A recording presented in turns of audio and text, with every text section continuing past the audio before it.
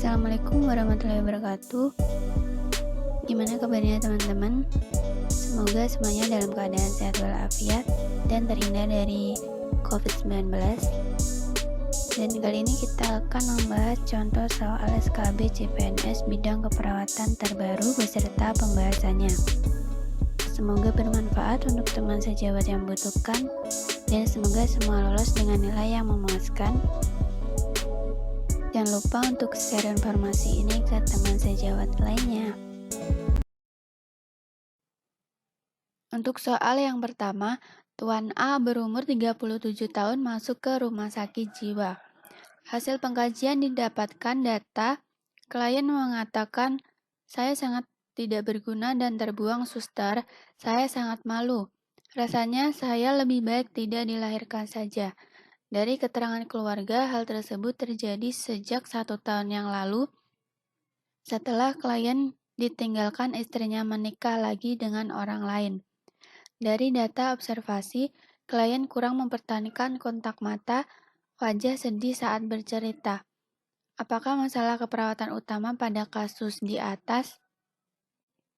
A. Isolasi sosial, B. Resiko menarik diri, C. Harga diri rendah akut, D. Harga diri rendah kronis, atau E. Gangguan sensori persepsi.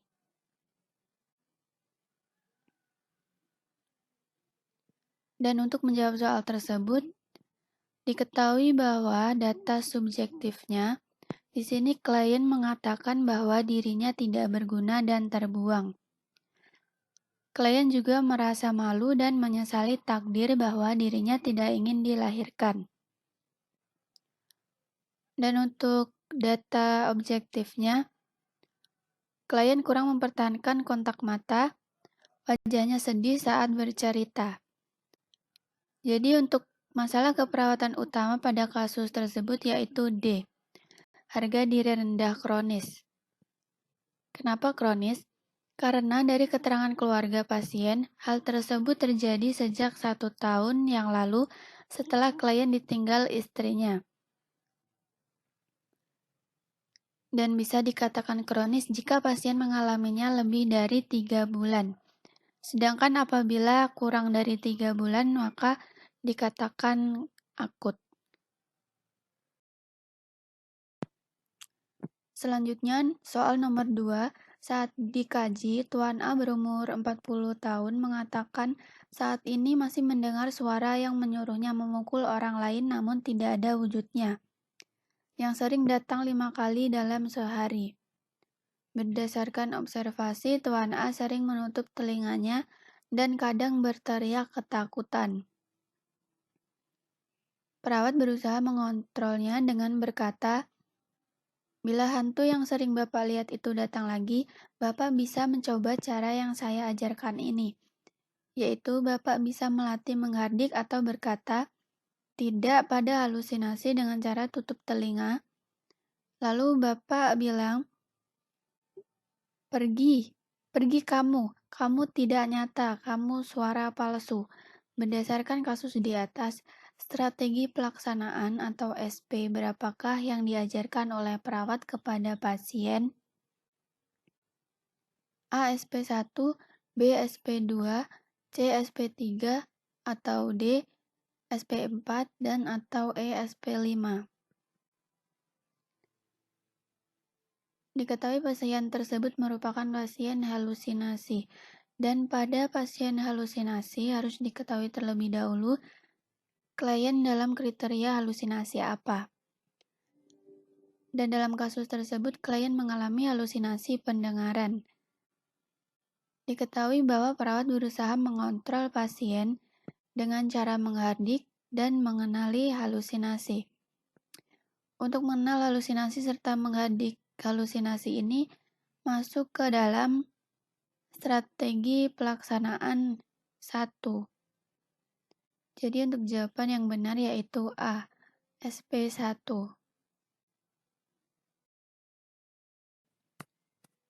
Berikutnya soal nomor 3. Tuan L berumur 42 tahun mengamuk dan membanting barang di rumahnya sambil berkata, mengapa semua orang tidak menghargai saya sebagai kepala rumah tangga di rumah ini? Kemudian salah seorang anak Tuan L memanggil tetangganya yang seorang perawat. Melihat kondisi Tuan L, perawat tersebut segera melakukan tindakan pengikatan supaya Tuan L tidak melukai dirinya sendiri dan orang lain. Bagaimanakah kata-kata terapeutik yang diucapkan perawat kepada Tuan L saat melakukan tindakan tersebut?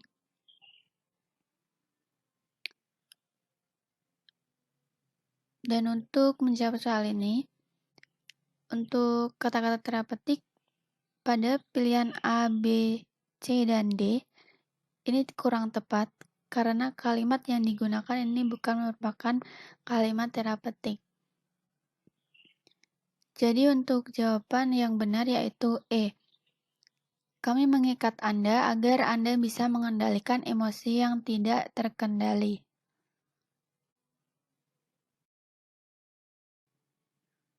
Selanjutnya soal nomor 4. Tuan H berumur 20 tahun masuk ke IGD Rumah Sakit X. Tidak sadarkan diri karena meminum baygon di rumahnya. Dan telah mendapatkan perawatan intensif. Pada saat dikaji, orang tua mengatakan bahwa sebelumnya anaknya pernah mengatakan, lebih baik aku mati saja daripada membuat malu orang tua. Dan orang tuanya pernah mendapatkan pisau di bawah bantal anaknya. Berdasarkan kasus di atas, perilaku apakah yang ditunjukkan oleh pasien? A. Ide bunuh diri, B. Isyarat bunuh diri, C. Ancaman bunuh diri, D. Percobaan bunuh diri, atau E. Tanda-tanda bunuh diri.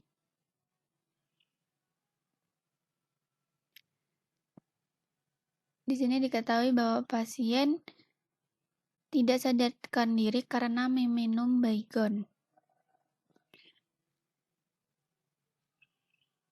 Jadi perilaku yang ditunjukkan oleh pasien yaitu D. Percobaan bunuh diri.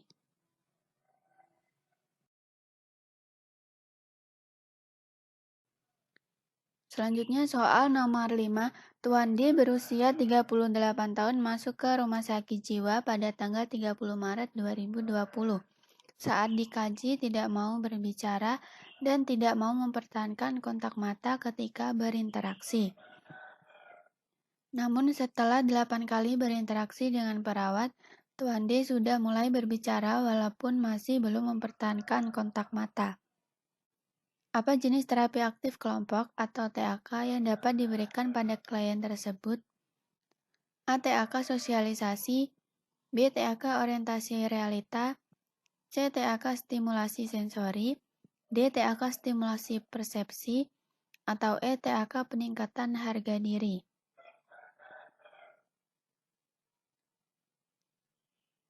Jadi diketahui bahwa pasien tersebut tidak mau berbicara dan tidak mempertahankan kontak mata saat berinteraksi. Jadi untuk TAK yang dapat diberikan yaitu TAK sosialisasi, di mana terapi aktif kelompok sosialisasi merupakan salah satu terapi yang penting untuk meningkatkan hubungan interpersonal yang diawali dengan individu dalam kelompok. Upaya TAK sosialisasi memfasilitasi sosialisasi sejumlah klien dengan perilaku isolasi sosial secara kelompok. Jadi untuk jawaban yang benar yaitu A. TAK sosialisasi. Selanjutnya soal nomor 6. Seorang perempuan berusia 35 tahun dirawat di rumah sakit jiwa sejak 2 hari yang lalu dengan alasan amuk, merusak lingkungan, dan tidak mengurus diri. Klien mengatakan tidak mampu menjadi ibu yang baik dan tidak berdaya melakukan apapun. Klien mengatakan sering mendengar suara-suara yang ingin membunuhnya. Suara-suara itu sangat menakutkan sehingga membuat klien kesal, ingin memukul dan melempar barang-barang agar suara tersebut hilang. Dari observasi didapatkan data, klien tampak kotor dan acak-acakan, selalu menyendiri duduk di pojok atau tiduran di tempat tidur. Kadang-kadang klien mondar-mandir dan berbicara sendiri. Apakah implementasi keperawatan prioritas pada kasus tersebut? melatih pasien cara perawatan kebersihan diri, mandi dan berhias. B. Mendiskusikan kemampuan dan aspek positif yang dimiliki pasien. C. Membantu pasien mengenali halusinasinya dan mengontrol halusinasi. D. Membantu pasien mengenal manfaat berhubungan dan kerugian tidak berhubungan dengan orang lain. Atau E. Membantu pasien melatih mengendalikan perilaku kekerasan dengan cara fisik, verbal, spiritual, dan obat-obatan.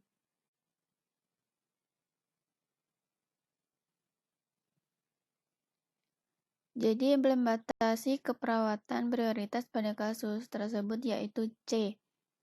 Membantu pasien mengenali halusinasinya dan mengontrol halusinasi.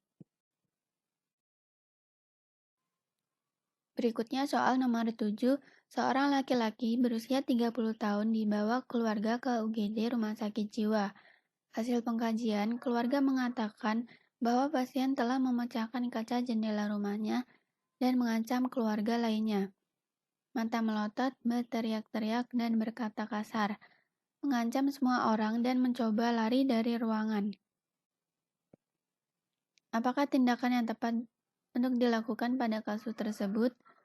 A. Melakukan fiksasi. B. Memberikan antipsikotik. C. Menempatkan di ruang isolasi. D. Mengajarkan memukul bantal. Atau E. Memastikan keamanan lingkungan. Dan tindakan yang tepat untuk dilakukan pada kasus tersebut yaitu A. Melakukan fiksasi.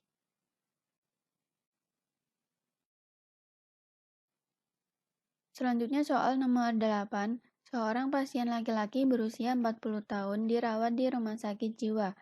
Dari hasil pengkajian, pasien selalu mengeluh pada anggota badannya terdapat sakit yang parah, yaitu pada kaki dan tangan kiri, terdapat borok yang tak sembuh-sembuh, dan pasien merasa terganggu. Sedangkan hasil pemeriksaan tidak ditemukan apa-apa, dan pasien dinyatakan sehat. Apakah masalah keperawatan yang tepat pada kasus di atas? A. Waham nihilistik. B. Waham somatik. C. Waham siar pikir. D. Waham paranoid. Atau E. Waham kebesaran. Dan masalah keperawatan yang tepat pada kasus di atas yaitu A. Waham nihilistik. Di mana waham nihilistik merupakan keyakinan bahwa dirinya sangat tidak berharga, tidak berguna, tidak ada atau tidak akan terjadi peristiwa-peristiwa katastrofik.